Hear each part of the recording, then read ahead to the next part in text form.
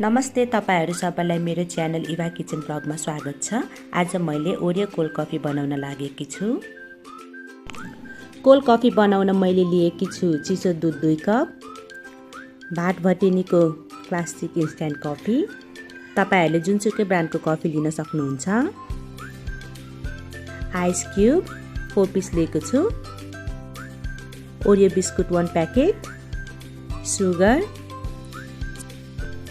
चिनी बिस्किटमा नि हुने भएकोले हामी 2 चम्चा मात्र युज गर्छौं। र कोल्ड कफीको मेन सिक्रेट इन्ग्रेडिएन्ट हो मिल्क पाउडर।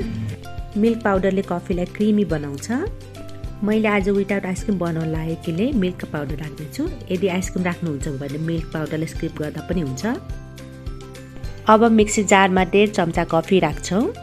यो कफी अलि हार्ड भएकोले मैले 1.5 चम्चा मात्र राख्दै छु।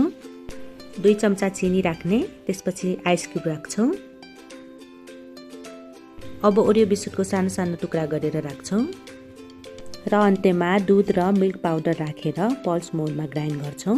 एकैचोटी घुवाया गर्नु हुँदैन, यस्तो गर्दाखेरि कफी पातलो हुन जान्छ। कफी ग्राइन्ड गरेर मैले ग्लासमा राखिसकेको छु। अब म थोरै कफीलाई माथिबाट छर्किन्छु गार्निसको लागि। ल हेर्नुस्, हाम्रो कोल्ड कफी 2 मिनेटमा तयार भइसक्यो। कफी एकदमै मिठो र क्रिमी बनेको छ। तपाईहरु पनि यो गर्मीको मौसममा चिसो चिसो कोल्ड कफी बनाएर खानु होला, इन्जॉय गर्नु होला। भिडियो कस्तो लाग्यो तपाईहरुलाई? मन पर्यो भने मेरो च्यानललाई लाइक, शेयर एन्ड सब्स्क्राइब गरिदिनु होला। धन्यवाद।